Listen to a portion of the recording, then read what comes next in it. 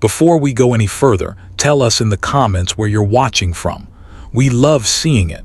And don't forget to like and subscribe so you don't miss what's coming next.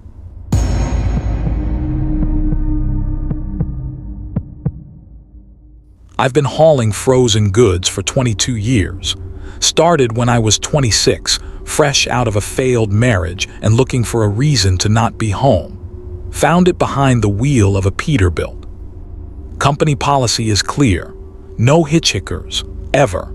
Insurance won't cover it, liability is through the roof, and you hear enough horror stories in this business to know better. I broke that rule once, just once. This was in February of 2023. I was running a route from Minneapolis to Fargo, a trip I'd made probably 200 times. It was late afternoon, about 4 p.m., but already getting dark the way it does in winter up there. Temperature was sitting at -15, wind chill making it feel closer to -30. About 40 miles outside of Fargo, I saw him. Young guy, maybe early 20s, standing on the shoulder. He wasn't thumbing for a ride, wasn't holding a sign, just standing there in jeans and a hoodie. No coat, no hat, no gloves. I drove past him, checked my mirror.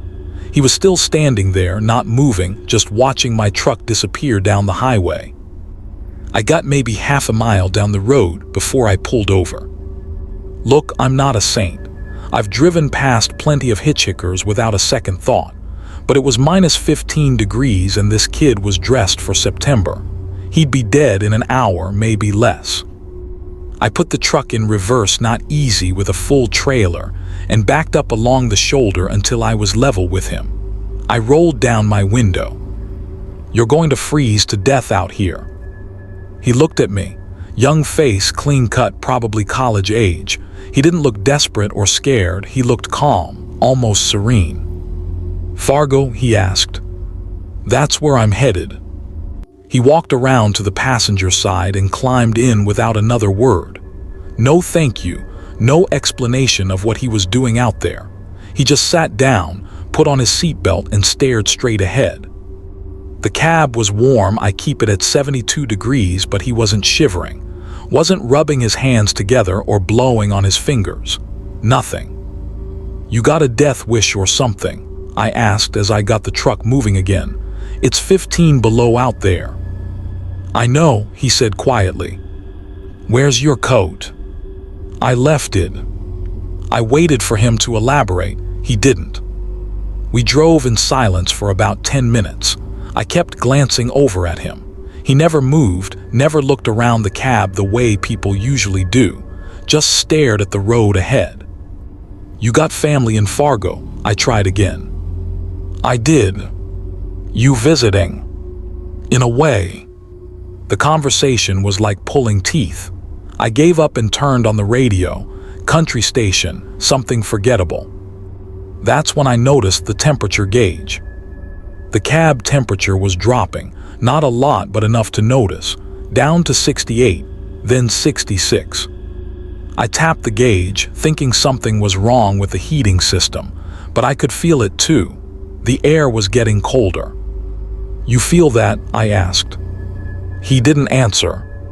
The temperature kept dropping, 62 degrees, 58. My breath was starting to fog. "Something's wrong with the heat," I muttered, more to myself than him. I fiddled with the controls, but they were maxed out. The system should have been pumping warm air, but the cab felt like a freezer. 55 degrees. I looked over at the kid. He was still staring straight ahead, completely unbothered.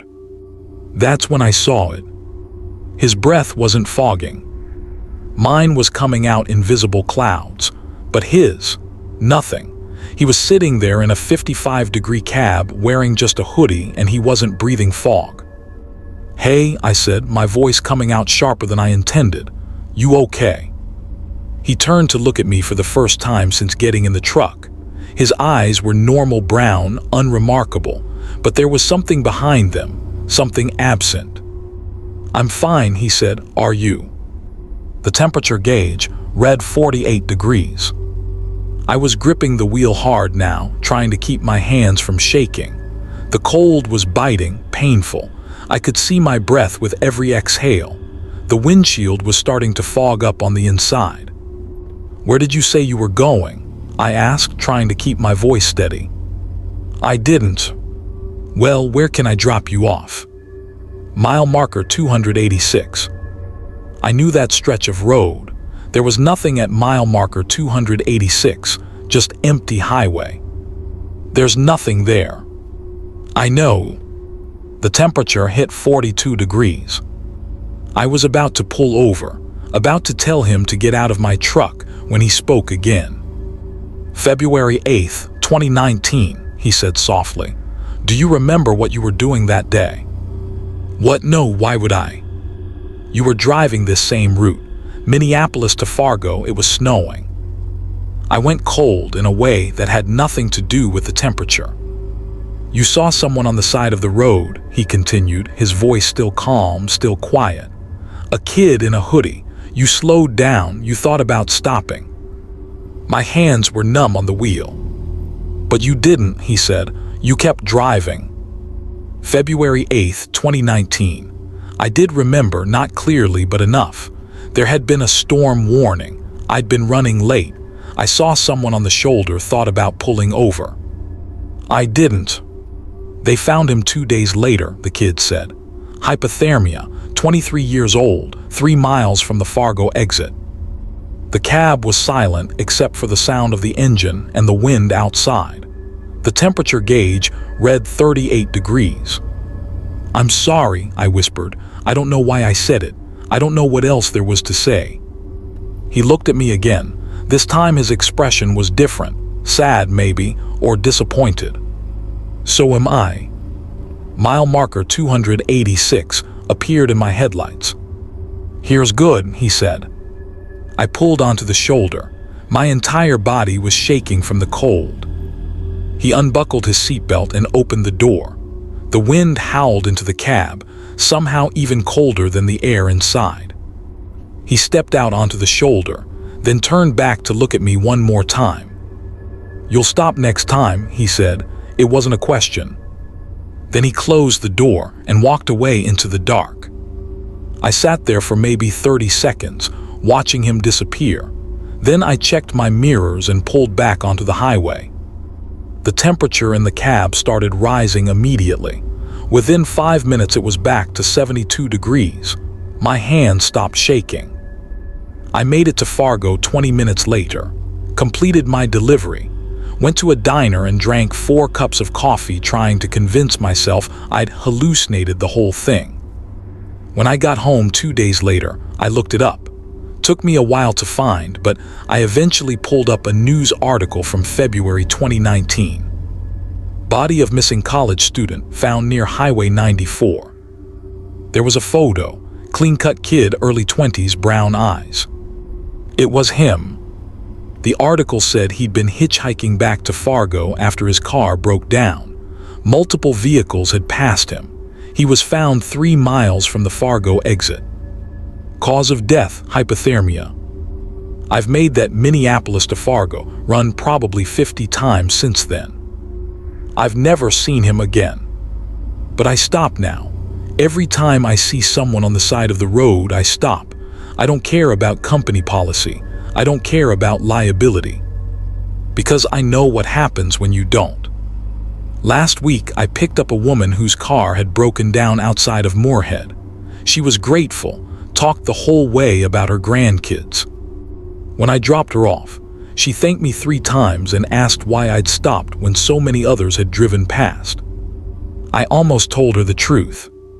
Instead, I just said, someone gave me a second chance once, figured I should pass it on. She smiled and shut the door. As I pulled away, I glanced in my rearview mirror. For just a second, maybe less, I saw him, standing on the shoulder where the woman had been. He raised one hand in what might have been a wave. Then he was gone. The temperature gauge never moved.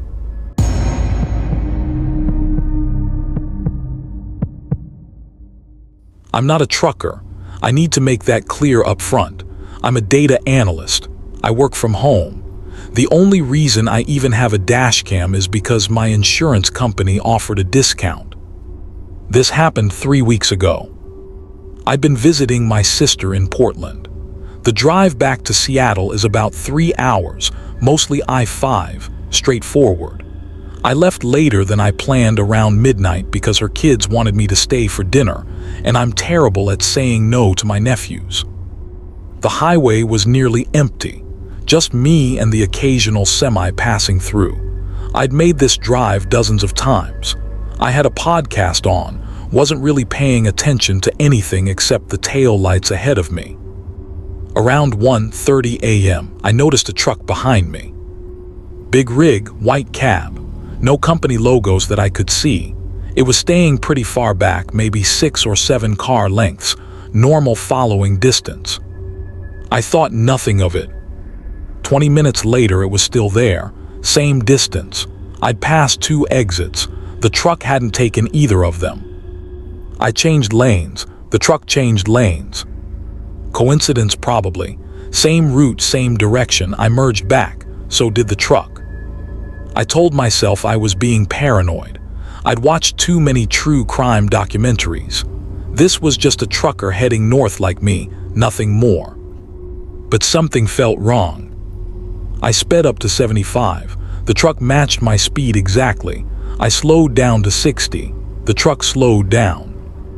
My exit was coming up in 40 miles. I decided I'd take it and see what happened. If the truck followed me off the interstate, then I'd know something was actually wrong. The miles crawled by. The truck never got closer, never fell back, like it was tethered to me somehow. I took my exit, a small town called Kelso. 2 gas stations, a couple fast food places, mostly closed at this hour. The truck took the exit behind me. My heart started pounding. I turned left at the light. The truck turned left. I made a random right onto a residential street. The truck followed. This wasn't coincidence anymore. I thought about calling 911, but what would I say? A truck is driving behind me. I hadn't done anything to provoke this. The driver hadn't tried to run me off the road or flash his lights or anything. He was just following. I made another turn, then another. The residential streets were dark, no other cars. Every turn I made, the truck made. Never closer than 50 feet, never farther than 100. I was about to call the police when the truck's high beams flashed on. Blinding white light flooded my car. I couldn't see anything in my rearview mirror except that wall of light. Then they flicked off. I accelerated, turned onto a main road, and headed back toward the interstate. The truck stayed with me. When I merged back onto I-5, it merged behind me. I drove the remaining 30 miles to my apartment in Seattle doing 80 mph. The truck never fell behind. When I took my exit in Seattle, the truck took it too. I live in a neighborhood with a lot of turns, narrow streets. I thought maybe I could lose it. I made random turns, doubled back, took side streets I barely knew. The truck followed every single one. I pulled into my apartment complex parking lot at 3:47 a.m. I sat there with my doors locked, engine running, watching in my rearview mirror. The truck pulled up to the entrance of the parking lot, just sat there, idling, high beams off now. I waited 5 minutes, 10, 15. It didn't move. Finally, I grabbed my phone and ran to my apartment building. I got inside, locked the door, ran up to my 3rd floor unit. I went straight to my window that faces the parking lot. The truck was still there. I called the police, gave them my address, told them there was a semi-truck blocking the entrance to my apartment complex and I thought I was being followed. They said they'd send someone. I watched from the window. 20 minutes later, a patrol car pulled up. The truck was gone. The officer came to my door, took my statement. He seemed skeptical but professional. Asked if I'd gotten a plate number. I hadn't. Asked if I could describe the driver. I couldn't. I'd never seen him, just the headlights. He told me to call if it happened again. The next morning, I remembered the Dashcam. I pulled the SD card and loaded the footage onto my computer. I scrubbed through the whole drive. There I was, merging onto I-5. There was the truck appearing behind me around 1:30 a.m. I watched myself take the Kelso exit. The truck followed. I watched the residential streets, the turns, the journey back to Seattle. The timestamp showed everything clearly. 1:47 a.m. when I first noticed the truck. 3:47 a.m. when I pulled into my parking lot. 2 hours, exact following, never deviating. But here's the thing that made me eject the SD card and nearly throw it away. When I zoomed in on the footage, when I really looked at the truck, the cab was completely dark. No dome light, no silhouette of a driver. I enhanced the image as much as I could. The steering wheel was visible through the windshield in a few frames when the truck passed under streetlights. No hands on it. The cab was empty. I checked every angle, every frame where the truck was visible. Over 2 hours of footage. The truck followed me perfectly, matched my speed, took my turns, maintained exact distance. There was no driver. I considered maybe it was some kind of autonomous vehicle test, but there were no sensors, no camera arrays, no company markings, just a plain white semi. I haven't driven at night since then. I work from home anyway, so it's easy enough to avoid. But 3 nights ago, I heard something outside my apartment, a low rumbling, an engine. I looked out my window. A white semi-truck was parked on my street, same one, I'm sure of it. It sat there for 20 minutes, then it drove away. Last night I heard it again, this time it stayed for an hour. I'm writing this at 2:47 a.m. I just heard the engine. I'm not looking out the window this time. I already know what I'll see.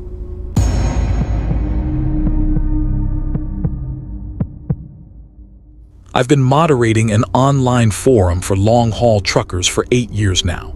Started it as a hobby after I got out of the business myself, blew out my back in 2015. Couldn't sit in a cab for more than 2 hours without serious pain. But I missed the community, so I built one online. Truckers post everything on there. Route advice, company complaints, truck maintenance tips, places to avoid. We've got about 4,000 active members. Good people mostly. The kind who'd pull over to help a stranger change a tire. Last year, I started noticing a pattern. It began with a post from a guy named Marion Halls, 68. He was asking if anyone else had heard a strange CB transmission on Channel 19. Said he'd been driving through Nebraska, middle of the night, when his radio crackled to life. A voice, he described it as flat, like a computer trying to sound human, said, "Exit 74, you're expected." Marion said he was nowhere near exit 74. He was passing exit 61 at the time. He asked if anyone was messing with him but got no response on the CB. Just static. He posted it as a weird experience, nothing more. A few guys replied saying they'd heard similar things, probably just radio interference or someone screwing around. Marion never posted again. I didn't think much of it until 3 months later. Another member, Big Rig Steve, posted almost the same thing. Driving through Wyoming at 2 a.m., CB crackled, same flat voice. Exit 132, you're expected. He said he was near exit 108. Steve posted that he was going to ignore it and keep driving. Someone in the thread told him to report it to his dispatcher. Steve replied, "Will do," and logged off. He never logged back on. I checked his profile after a week of inactivity. Steve had been posting almost daily for 2 years, regular as clockwork, then nothing. I sent him a private message, no response. Over the next 6 months, it happened 4 more times. 4 different truckers, 4 different states, same basic story. CB message, flat voice. Exit number, you're expected. All 4 went silent after posting about it. I started keeping a list. I cross-referenced their last known locations based on their posts. Nebraska, Wyoming, Montana, Nevada, all western states, all sparse, rural highways. I tried finding these guys outside the forum. I'm not a private investigator, but I can use Google. I found 2 of them. One had a Facebook page that hadn't been updated in months. The other had a LinkedIn profile. I sent messages. Nothing. Then a guy named Kirkland Driver posted. He'd heard the message too. Exit 89, you're expected. He was driving through Idaho. But Kirkland did something different. He recorded it. He posted the audio file to the forum. I downloaded it immediately. The voice was exactly as described. Flat, artificial, not quite robotic but not human either. Like someone had fed a script to a text-to-speech program from 10 years ago. Exit 89, you're expected. 5 seconds of audio, that was it. I stickied Kirkland's thread, told everyone to listen, asked if anyone had information about what this could be. The thread blew up, 70 responses in 6 hours. Multiple truckers said they'd heard similar messages, different exit numbers but always the same phrasing. You're expected. One guy said his buddy heard the message and actually took the exit. Thought maybe it was a dispatcher trying to reach him on CB instead of his cell. He pulled off at the exit. That was 8 months ago. The guy's family filed a missing person report. His truck was found abandoned at a rest stop 3 states away. No signs of struggle, keys in the ignition. His logbook was in the cab. Last entry was normal, nothing unusual. Kirkland stopped posting 2 days after he uploaded the audio. I tried calling the number on his profile, disconnected. At this point, I contacted the FBI, submitted a tip online about potential interstate crimes, missing truckers, the whole thing. I included the audio file and the list of usernames. I got an automated response, never heard anything else. The forum went quiet about the CB messages for a while. I thought maybe it had stopped. Then 3 weeks ago, a new member joined. Username, Witness19. His first post was simple. I heard the message. I took the exit. I need to tell someone what I saw. The thread exploded, everyone asking questions. What exit? What did you see? Are you okay? Witness19 replied once. I'll post everything tomorrow. I need to organize my thoughts. I'm not sure anyone will believe me. He never posted again. His account shows he was online briefly the next morning at 6:34 a.m. Then nothing. I checked the account settings. Email address was a burner.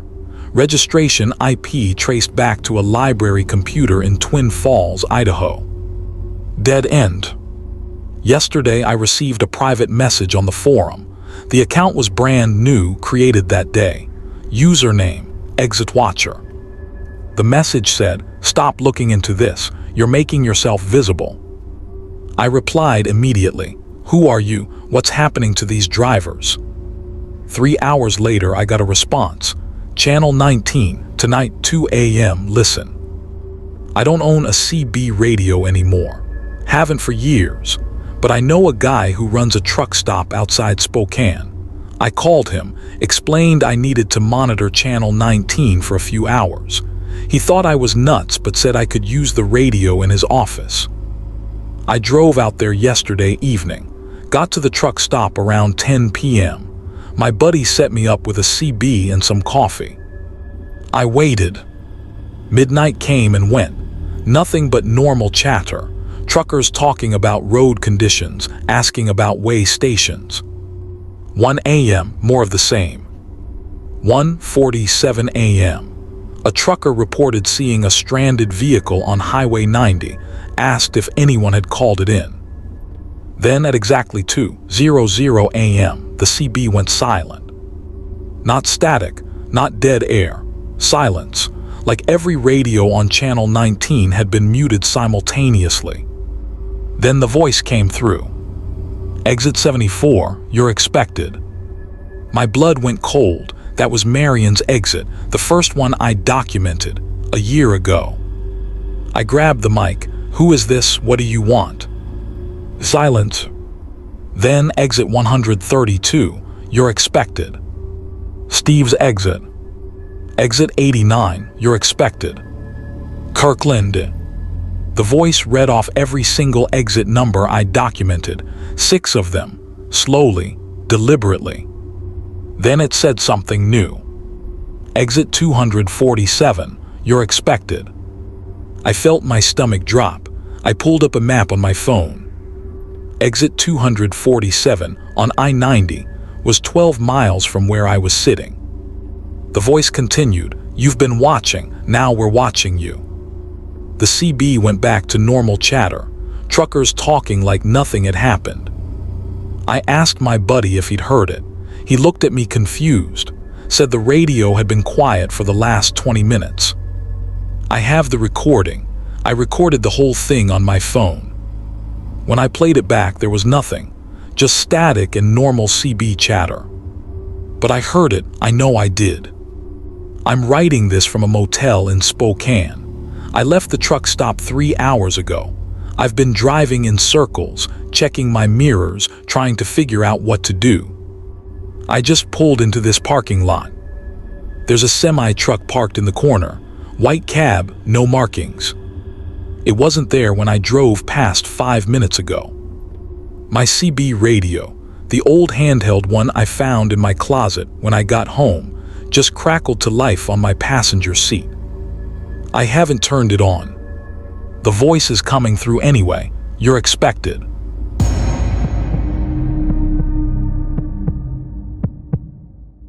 I don't usually stop for other truckers. It's not that I'm heartless. I've been stranded before and I know it sucks. But there's protocol. You call dispatch, you call a tow service, you wait. But when I saw the Kenworth pulled onto the shoulder of Highway 50 in Nevada, something made me stop. Maybe it was the way the driver's door was hanging open. Maybe it was the complete absence of emergency flashers. I pulled over about 50 feet ahead and walked back. The cab was empty, keys in the ignition, engine off. The driver's seat was pushed all the way back like someone tall had been sitting there. On the passenger seat was a leather-bound logbook, old school. Most of us use digital now, but some of the older guys still prefer paper. I picked it up. The entries were handwritten, dated going back 3 weeks. Standard stuff: pickup locations, delivery times, fuel stops. Normal. Until the last page. The final entry was dated tomorrow. I'm not talking about a mistake. I'm talking about February 3rd, 2026, written clearly at the top of the page. Today is February 2nd. The entry read, "Didn't stop, should have stopped, he's in the truck now." I dropped the logbook. I looked in the sleeper berth, empty. I checked under the seats in the storage compartments, nothing. I got back to my truck faster than I'd like to admit. Before I pulled away, I grabbed my phone to call it in. That's when I saw my own logbook on my passenger seat. I always keep it in the glove box. It was open to today's page. Below my last entry, in handwriting that wasn't mine, was a new line. "Didn't stop, should have stopped." I threw the logbook out the window and drove. I didn't stop until I hit the California border. When I checked my cab at the next way station, my logbook was back in the glove box. The entry was gone. But that Kenworth is still out there on Highway 50. I drove past it again last week. The door is still open.